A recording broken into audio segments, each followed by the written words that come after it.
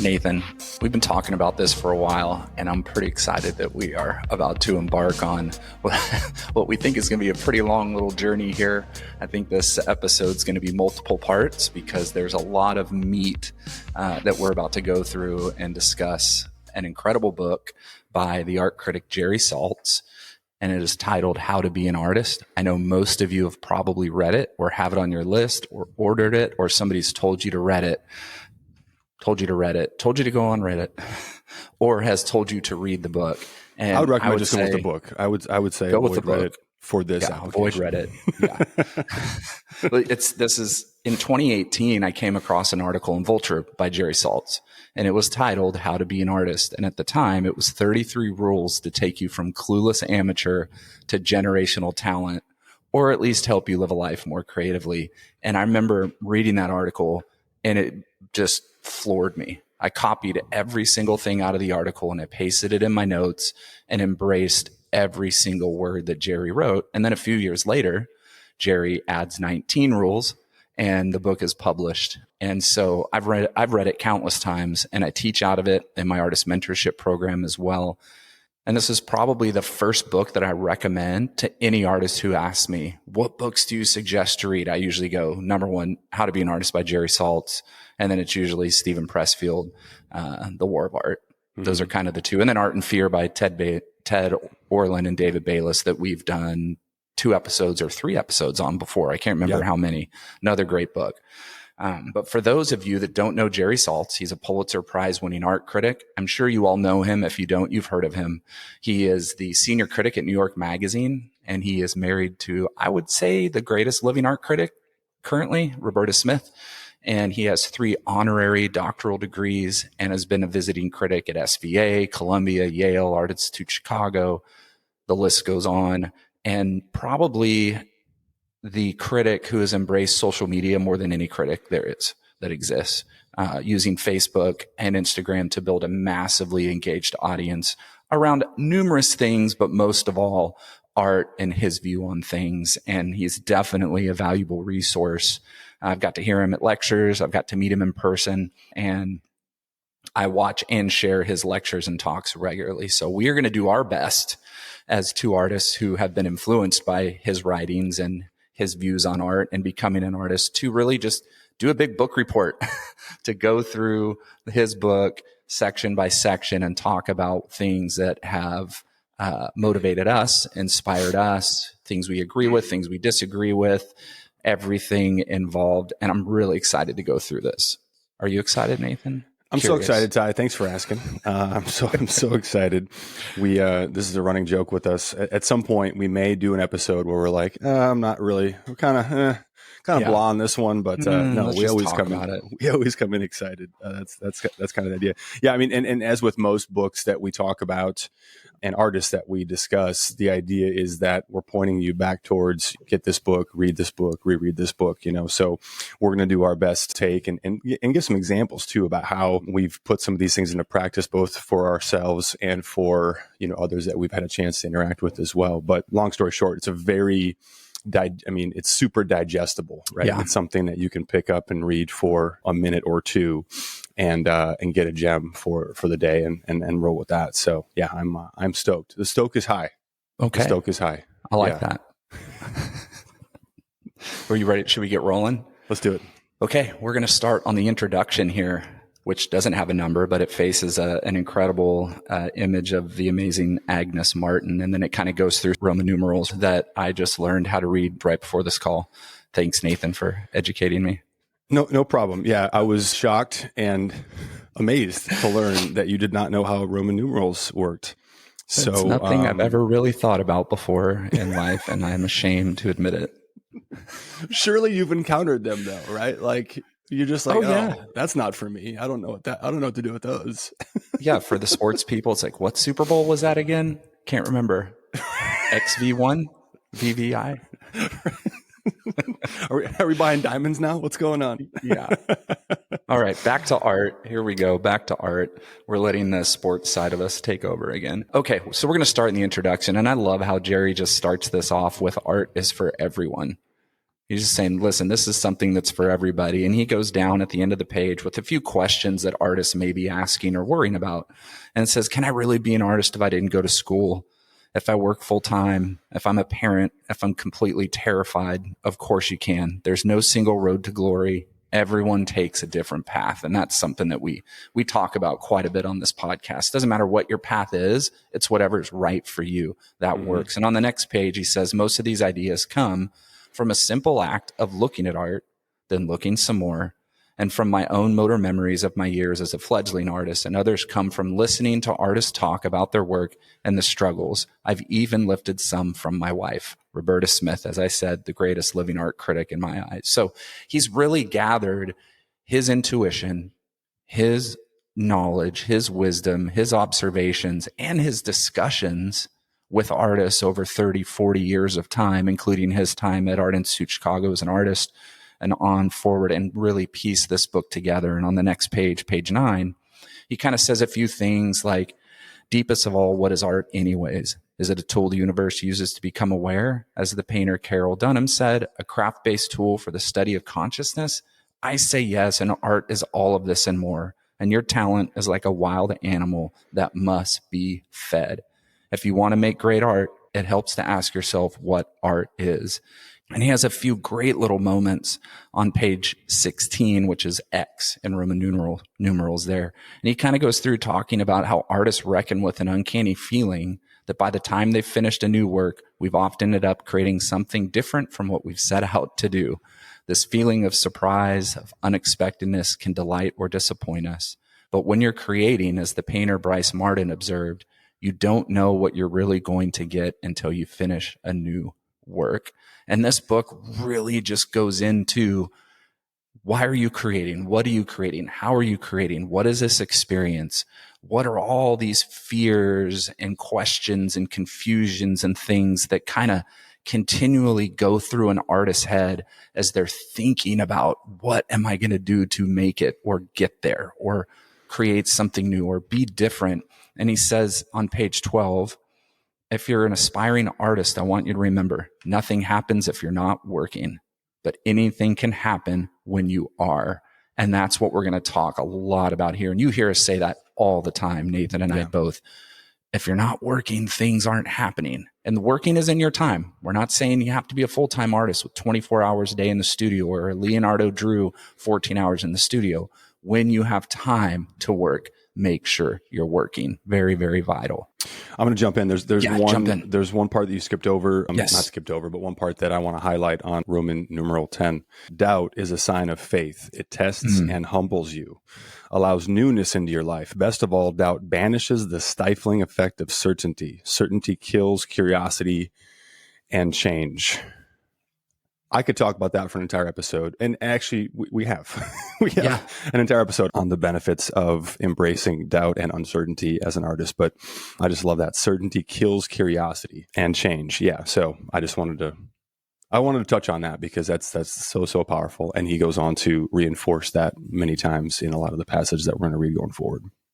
Absolutely. And I think with that certainty, he says, give your work at least as much time, thought, energy, and imagination as you do other aspects of your daily routine. And it's like, with certainty, be open, be uncertain about where you're going, right? Be an explorer, look for things, constantly be driving and finding. We talk about that all the time. Don't sit down and go, yes, this is exactly where I am. This is what I'm going to do forever. Yep. It's like, no, once you shut that door, you're in trouble. And he says here on page 13, I want you to trust yourself because that's what you're going to need to get through the dark hours of the creative night. I want you to open yourself up to what the philosopher Wittgenstein meant when he said, my head often knows nothing about what my hand is writing. In other words, learn how to listen and the work will tell you what it wants. So start your engines, jump in, fill your imagination, engaging with reality, push away boundaries and conventions, and changing before your eyes. Never feel intimidated. Art is just a container you pour yourself into. Now get to work. And you're going to hear this multiple times. Jerry likes to say, get to work, you big babies. Quit crying, quit whining, quit complaining. Just get to work, people. And so that's what we're going to do now from this point on, is we're going to jump into all of the things that Jerry's going to tell you to do when you're getting to work. Yeah, and the book is broken down into 6 steps. Just sections. But step 1, you are a total amateur. Things to think about before you even get started. Where do you want to jump into, Ty? Let's just jump in. I love this on page 3. Don't be embarrassed. Like, I get it. He says, making art can be humiliating, terrifying. It can leave you feeling exposed and vulnerable, like getting naked in front of another person for the first time. It can reveal things about yourself you might find appalling, weird, boring, or stupid.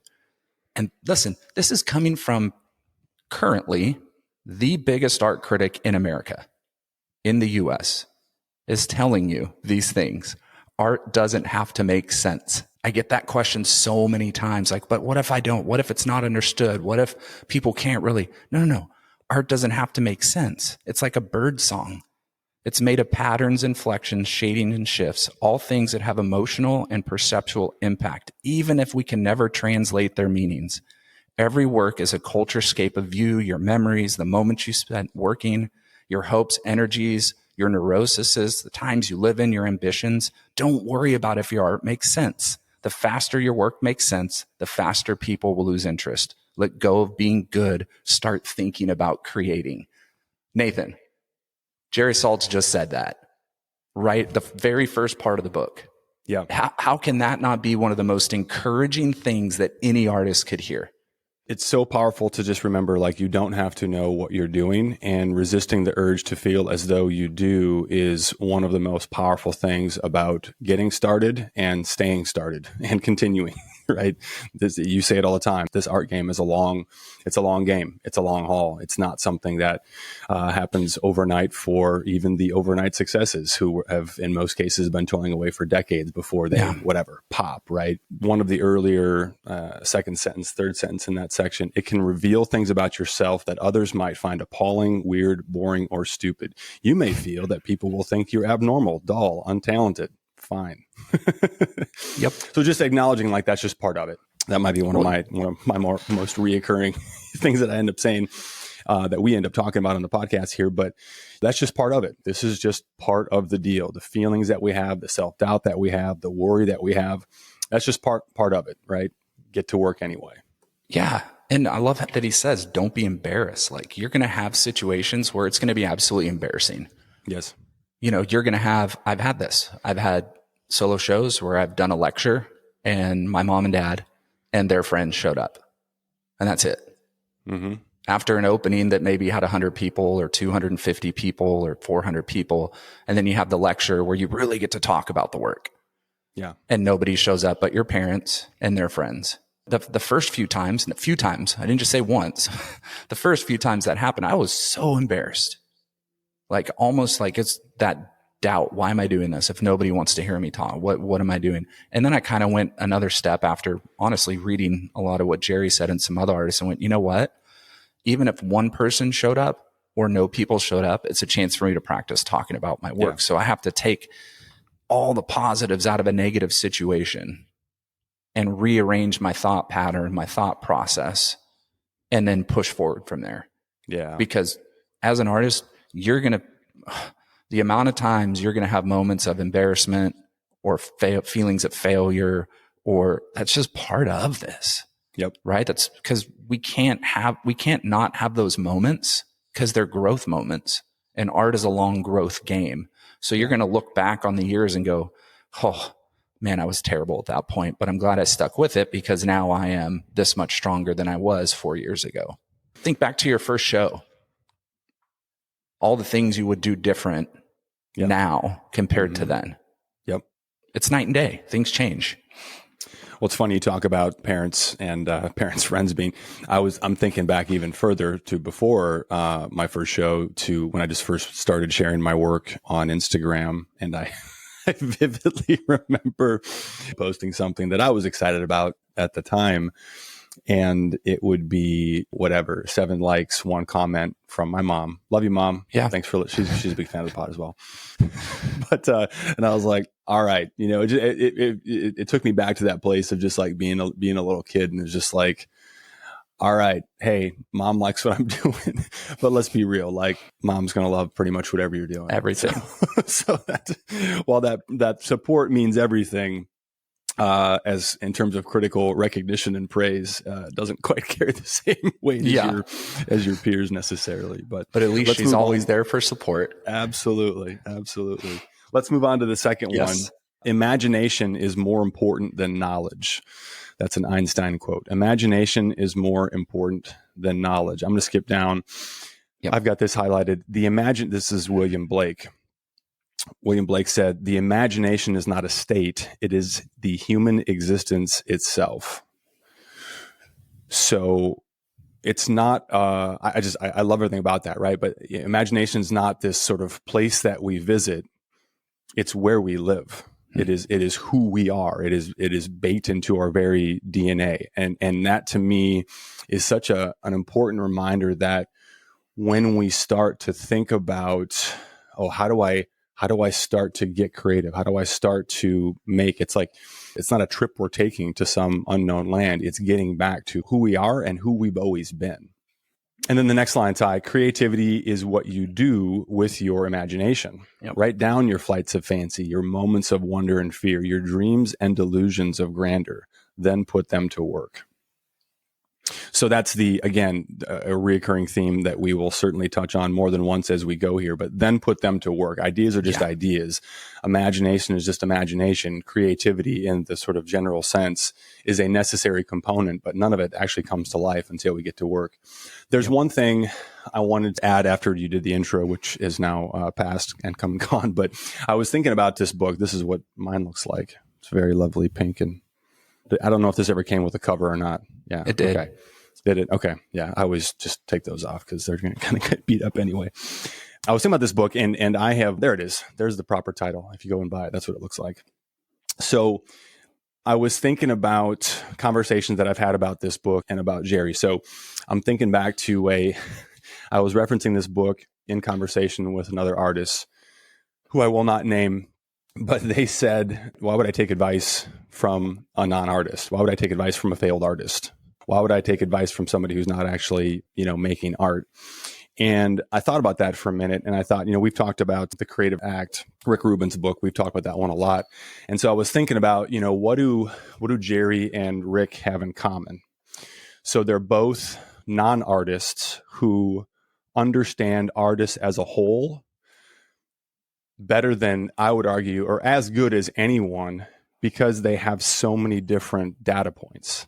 They've been around and interacted with so many different artists that they understand the artistic practice. Jerry understands artists so well just because, so you and I, we're experts, hopefully, on our practice, which oftentimes extends to the practice of others and art as a whole. But at the end of the day, I'm not really thinking about or studying what all art, I am, but the number of people, the number of artists that I get a chance to interact with, it's way less, than Rick Rubin being in the studio with countless legends, with Jerry knowing, interacting with, reviewing work for decades. And so we can learn a ton from other artists. That's exactly what this podcast's about. We talk about it all the time. We talk about quotes, videos, books. But each one is just one, right? And so what Jerry's done is consolidated his experience and his observations and distilled it down into sort of the common denominators that apply to all of us, which is what I love about this book. And that was my, one of those things where you think about a response after the fact. Yep. I think my response in the moment was like, all right, well, cool, no worries. It's not for you, not for you.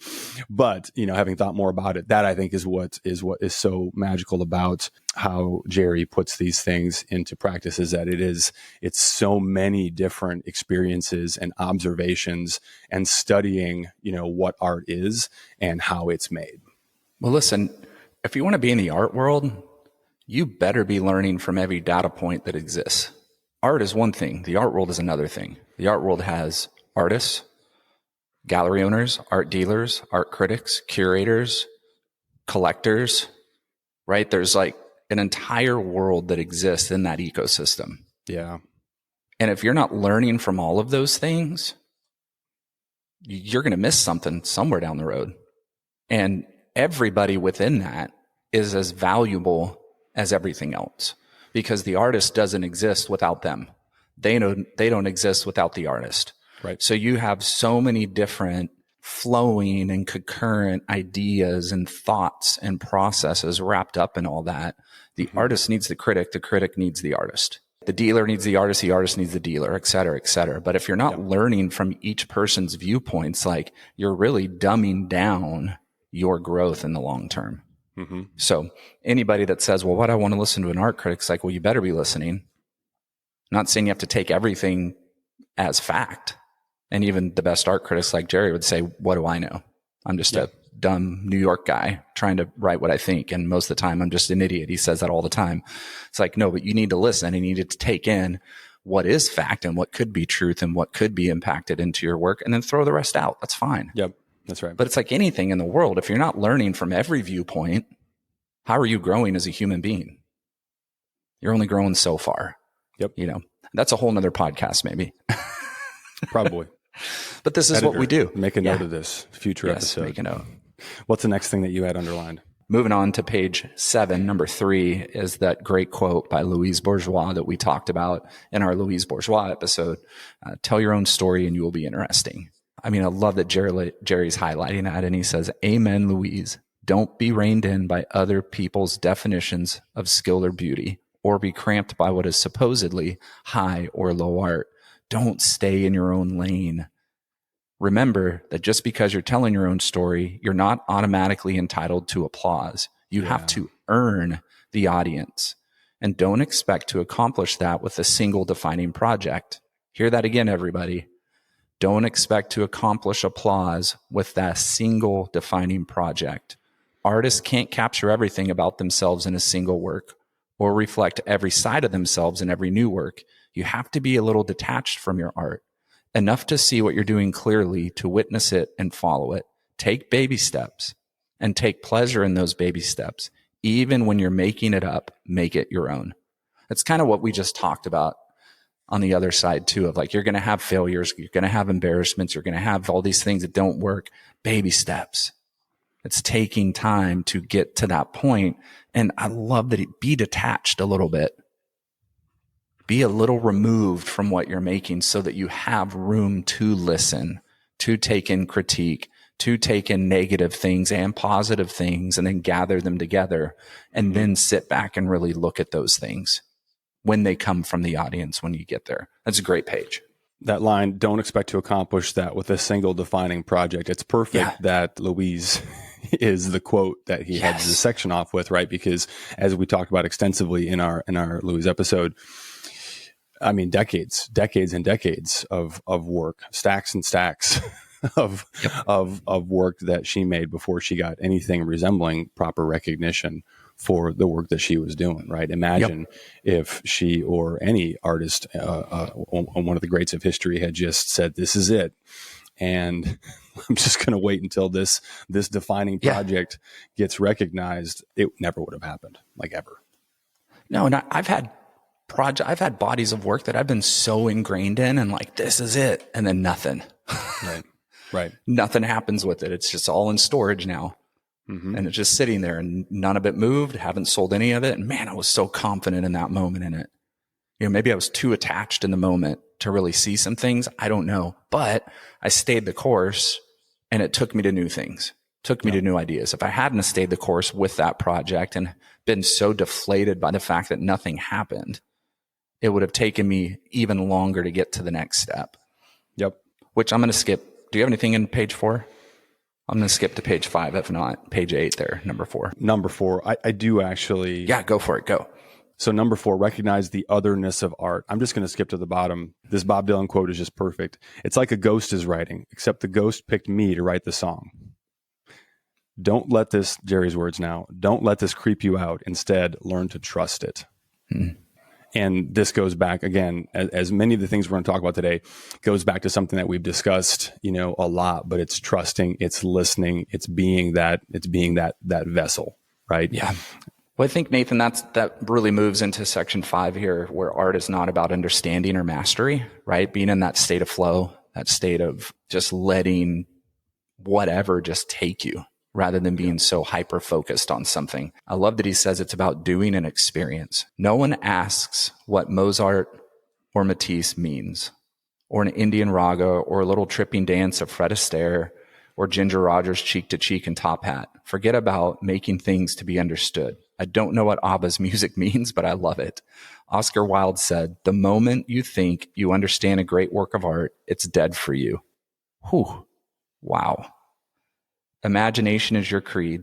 Sentimentality and the lack of feeling your foes. All art comes from love, love of doing something. And the very last sentence, he says, even if we're in agony while working, there's still some kind of love that drives us on against the current. And I tell my artists that have been in my program, I've said this to numerous of them when we do our one-on-ones and we're talking just about their work and our work. Whenever they're frustrated, I always bring that up. Don't you still love that you have the ability to be frustrated about making art? Yeah. You have the ability to go into a space and make something that nobody's made before with skills that you have, with technique that you have, and you're failing and you're frustrated and it's not working. But how amazing is it that you have the ability to do that? Yeah. And the reason you're doing it is because you love it so much. So how can we maintain at least the essence of that feeling more regularly? That's a question that I ask them quite a bit. It's 100%. It's embracing the mystery, right? It's just leaning into, I don't know, but I might get closer. Yeah. I don't know now. I may not know ever, but it's not about mastery. It's about doing an experience.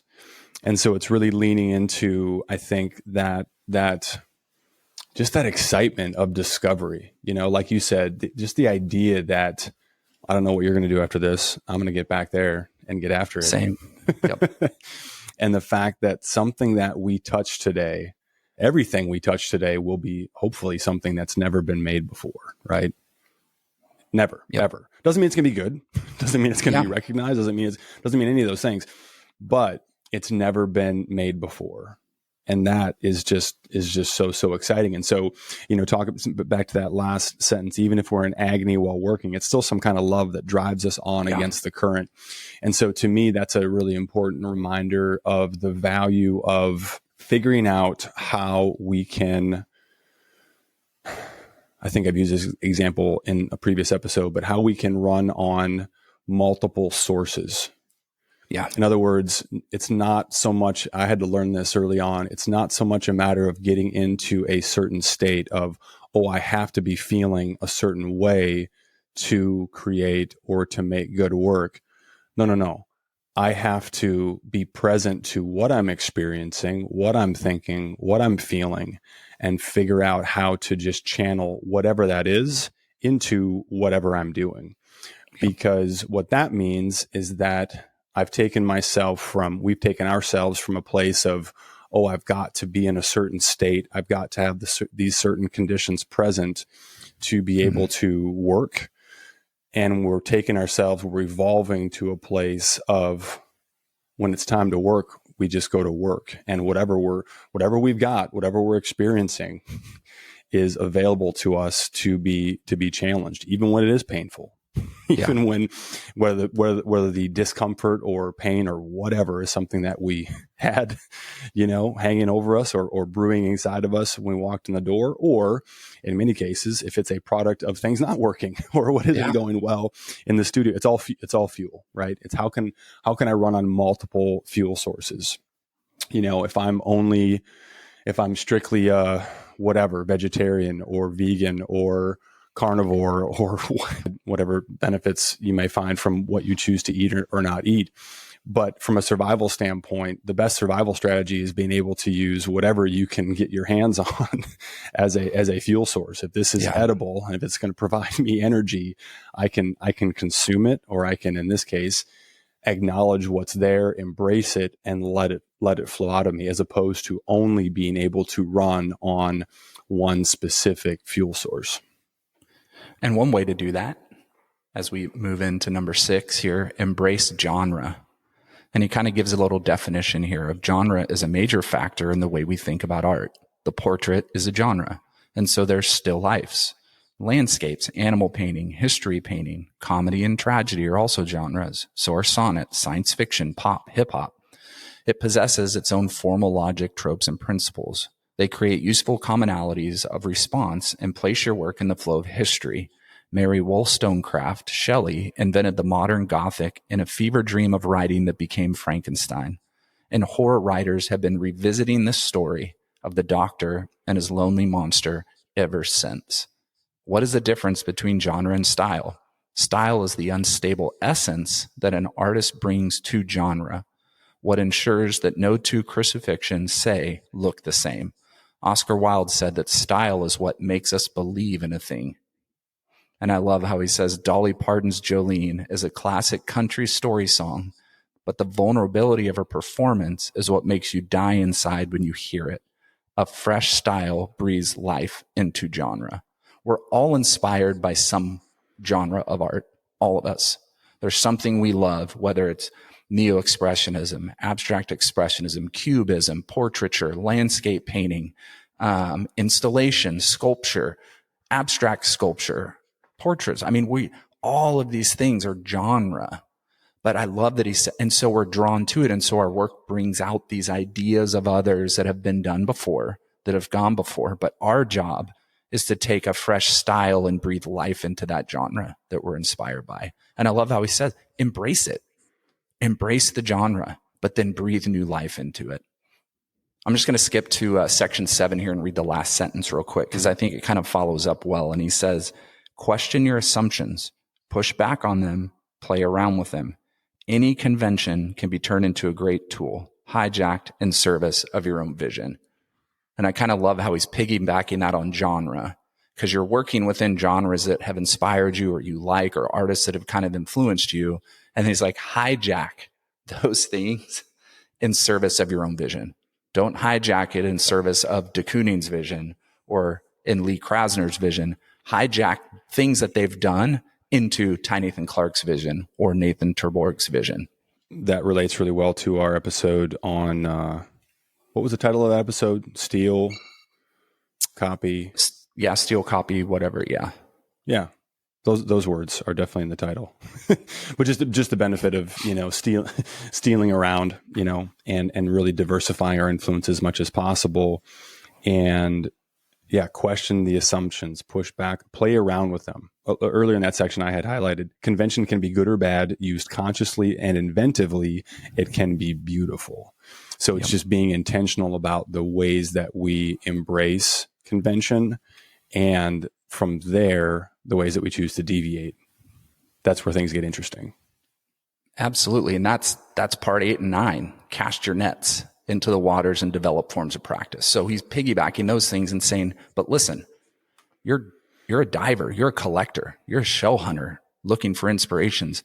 Go everywhere, look at everything, find anything you can, materials, meanings, metaphors, just gather. And then once you gather all those things in, once you've learned how to look and then to describe what you're doing, now draw, now paint, now create, right? Those forms of practice. So cast those nets as wide as possible.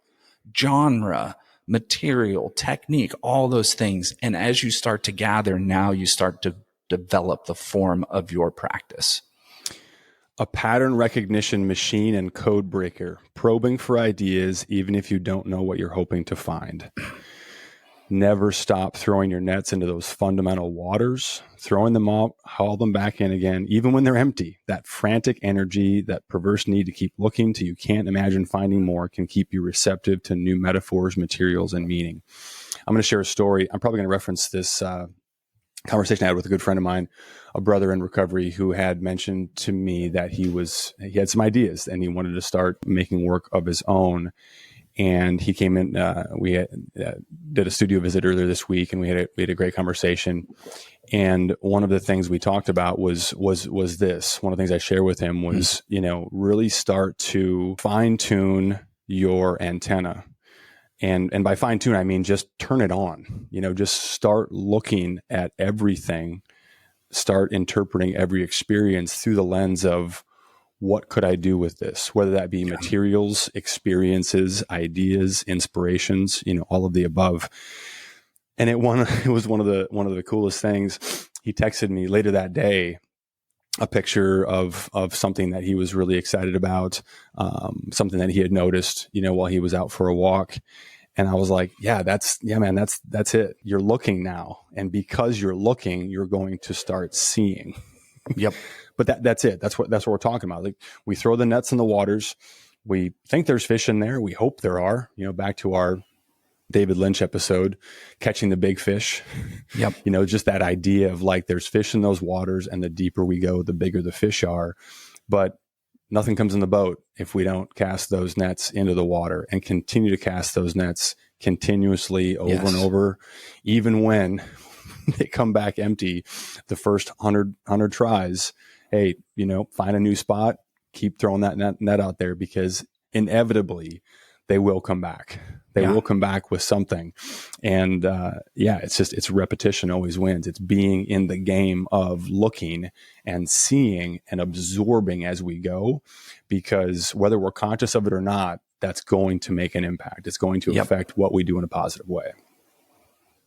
And then get lost. And then just get lost in it all, which is section 10. And he says, predictability is good for computers, but it's death for artists. That's pretty good. Don't get caught in a cul-de-sac.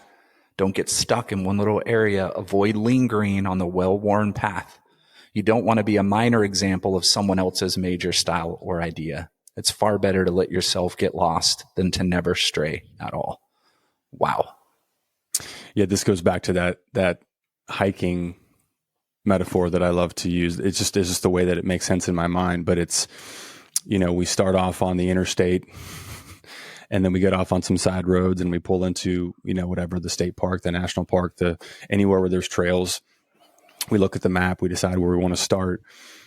But then it's a matter, okay, so as we go, the path, the route, the trail gets less and less worn, which means there have been fewer footsteps there. And that's when it's time to go explore. That's when it's time to get off the path and see what else is there. That's where the gems are. That's where, even if it is, I think about this all the time. It's like, all right, there looks like there might be something interesting over there. There's not a path, but I know where the path is. So I can go explore. We can go see what's over that next crest. What's there. Yeah. It may or may not be the thing that we thought was going to be there. Hopefully it's not, right? I mean, that's what discovery is all about. But in terms of getting lost, the well-worn trail is always there. So think about our practice. We can deviate, we can stray, and we should consistently be doing that, trying new things, following those little veins, those little threads that pull us off of what we may have thought we were doing initially. Yeah. But we always know where the trail is, right? Yeah. Hey, I took a left off the path and got off into the wilderness. Well, that means I just need to keep going right until I hit the path again, and then I can, right? So we're never truly lost, is right. I guess kind of the point, When he says there's no roadmap for art, I tell artists, I'm like, be encouraged. Yeah, there's no roadmap for art. You can make whatever you want to make. You can use whatever you want to use. You can do whatever you want to do. There's artists and major museums that are doing things that are unconventional. They got lost. The goal is to create a practice that allows a constant recalibration between your imagination and the world around you. Let's go. Yep. Let's go. I mean, I'm getting lost right now. I'm doing stuff that there's things I did yesterday. I'm like, that's really cheesy. Yeah. Don't know if I like that. Shoot. Yep. That's all glued on. And I just wasted all that material. But then I went, well, I know from my past that by working through these things and getting completely lost in this, I'm going to get somewhere. I mean, I'm literally right now, I'm making these bundles of yarn scraps, and I'm trying, and I feel like I need to use them in the work. So I'm literally like figuring out ways with all the scraps of my yarn that I'm experimenting with, like putting it back into the work. And I'm so lost right now. I'm so lost in it, but I know that it's going to get me somewhere. I'm gathering, trying, experimenting. And I know in my lostness, I'm going to find something. I know it. I felt that. I feel like I need to use them. Yeah. Yeah, You do. I do. I know. and even if that net comes back empty, it's never really empty. I mean, we'll get into that in the future section that I'm excited to talk about, but there's, no wasted days, but it's all part of it. It's all part of it. And it's listening to that voice, that urge, that compulsion. I feel like then you do, right? Yep. Even if it does pull you off of the thing that maybe was going to get work completed sooner or get you that feeling of, all right, this one's done. That's not the game I'm playing. It's not the game you're playing. Yeah. I mean, obviously we are finishing work and being intentional about, but it's always continuing to get lost. Yeah. I love that. Number 11, work, work, work. The artist sister Mary Critic said, the only rule is work. If you work, it will lead to something. It's the people who do all the work all the time who eventually catch on to things. I mean, that's it, right? Yes. That's, getting lost is not, taking one step out of the vehicle when we get to the trail and saying, oh, where am I? No. There's a lot of steps involved. There's a lot of movement, a lot of work, a lot of momentum that needs to be generated to get from here to wherever we may end up. But I absolutely love that. I mean, it's all right there. It's the people who do all the work all the time who eventually catch on to things. Yep. When I love this for two reasons. Number one, in art school, we watched a lot of Sister Mary Critic videos when I was in art school. So she was somebody that we were constantly watching in school. So number one, I was like, oh yeah, her. Oh my gosh, it's been forever since when I read about this little quote. But I figured this out early myself before I read this. And then I read it and it was like moved into that foundation level, right, of your personal discipline. And I went, yeah, because the more that I've been working, once I went full time as an artist, the more I was working, the more I was catching on to things regularly. And unfortunately, I'm not trying to point fingers at people who can't be full time, because if you're an artist, you're doing something else. You and I both have side hustles with our practice. Our practice is number one, but we have side hustles that we're bringing in money as patronage to support our families and support our practice and things like that. So, but we do get to spend more time than most artists in our studio. And I'm not saying this in a negative way to those that can't, but I am telling you, the more you work, the more time you put in, the quicker you will arrive than those who don't. It's a known fact. The more time you're able to put into making, the faster, now we're talking fast and slow terms, the faster you will arrive at things than those who are not putting in the time and not working. You will, because it is about the work. It really is. And I love how he says here too, just work and keep working. That's the method. That's the method that works. There's no shortcuts here. The method that works is just work and keep working. And I love a little bit down further, he says, it doesn't matter how scared you are. Everyone's scared. So get to work. Everybody's scared. The question that comes to mind for me is, what's the goal? You're trying to make a lot of work that looks complete, that you feel good about being good, however you choose to define that in the moment, or are you interested in accelerating your learning curve and getting as close as possible to your voice and your work as quickly as possible? Not that the two are mutually exclusive, but they kind of are. I'll use an example. So when I was talking to the friend that I mentioned earlier, he said, "Hey, I've got some ideas of things I want to do," but he was really trying to and he was really trying to conceptualize like what the work was going to look like and where it was going to go once he got to that place or that destination. And what I was trying to share with him was that it's much more about how much can you experiment, how many nets can you cast out, how lost can you get early on to even get a foothold somewhere. In other words, you just need to know where you're going to start. And again, whether you've got 60 hours a week or 60 minutes on a weekend, how are you going to budget that? How are you going to use that valuable time, however much time that is, to create and what's the focus going to be. Do you agree with that, or am I off there? No, I think I'm totally right on, but I just want to hear you. No, I think no, I think you're right on with that, and that's really everything that Jerry's saying, you know. And it's like, I do love that you're sharing this story, because this really fits into number 12. Start now, because Josh coming to these ideas now and saying, hey, I think I really want to do these things. Yeah. And then you look back at page 11 when he says everybody's scared. There's not one single person that's not scared that's an artist. And it's like, but that being scared can stop us from really starting when we feel like we want to do something. Before you move on, that last quote, I've got to read that. So this is an Anne Lamott quote.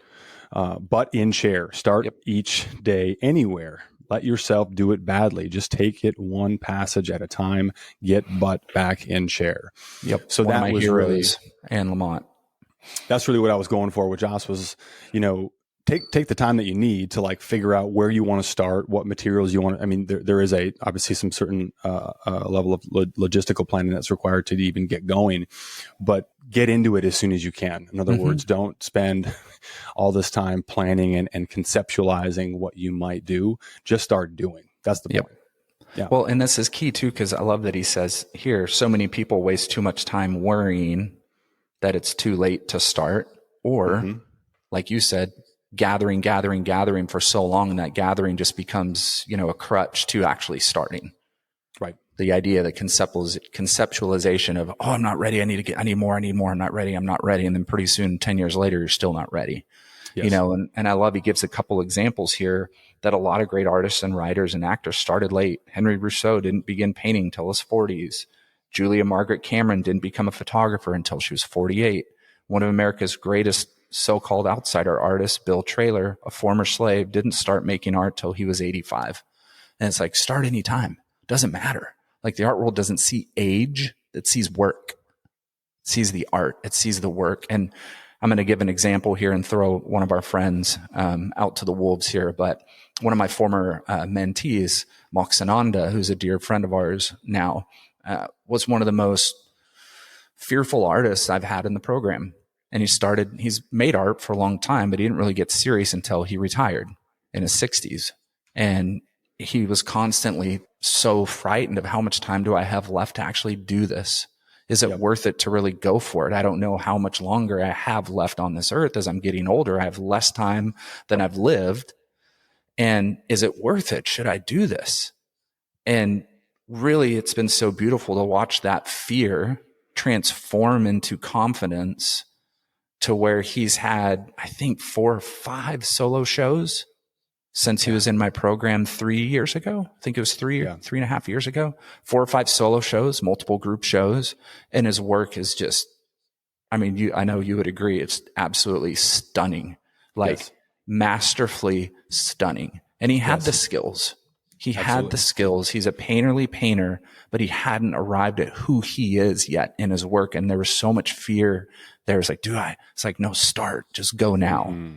And then he put in the work, and the work. And this is where, and knowing Moxa, we were in the same mentorship class as well. So I was along for the ride, for a lot of that. And I think he's so cerebral. He's so thoughtful and intentional. I think that now that he's in a place where he's there, right? He's doing it. Yeah. He's applying all of those qualities as well. But there is a time where over intellectualizing, over planning, over considering can absolutely be a detriment.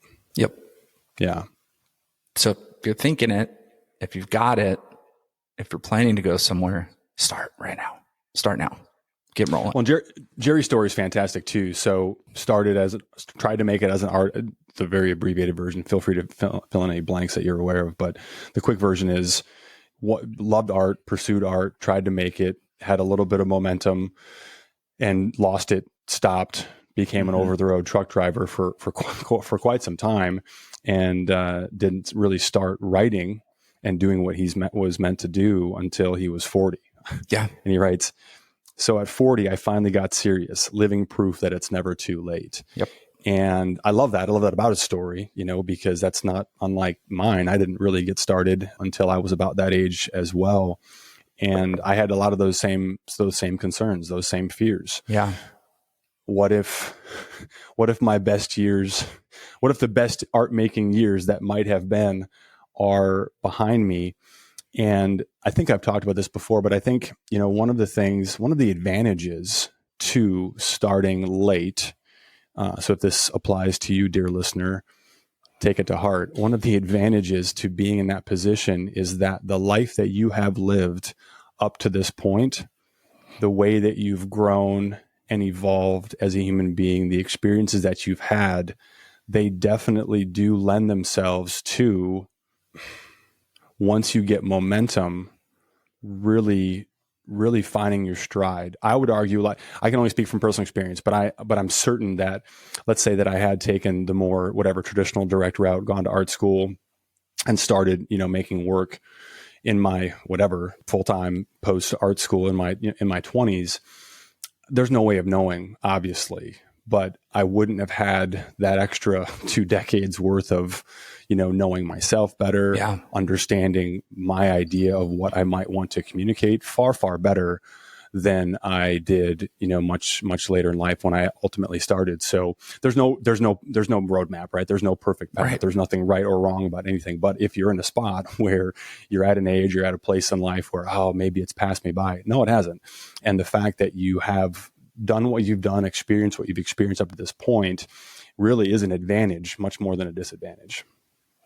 Yeah. And I think, another story from another former mentee in my program, Allison Hudson, another dear friend of both of ours. She has that story too. She went to art school, she got an MFA, and then, she ended up getting married, had kids, and became a decorated baker and cake designer. It was very well known. I don't know if you know this story about Allison. I did not know that. No. Yeah, she was a badass cake designer and decorator, but all this time, right, art's just lingering, like, things in her head, all this stuff. And then finally, years later, after the kids are out, she gets back into sculpting and gets back into making art. And I think she was in a group show at the Delaware Contemporary Museum of Art, just recently opened last weekend.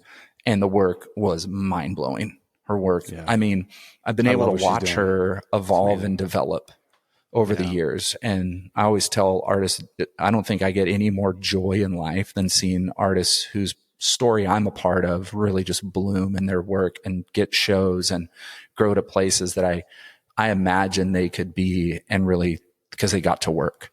But I think all of that time and experience of life that had major ups and major downs for her filled in when she started really getting to work and going for it and starting. I think all of those things just compartmentalized and came into the work and became a motivating factor and increased that imagination and increased that story and that voice, and mind-blowing. We'll put a few pictures of Allison's work up as we're talking about this, and Moxa and the other artists we've talked about. So if you watch this on video, you'll be able to see some of the work that we're talking about.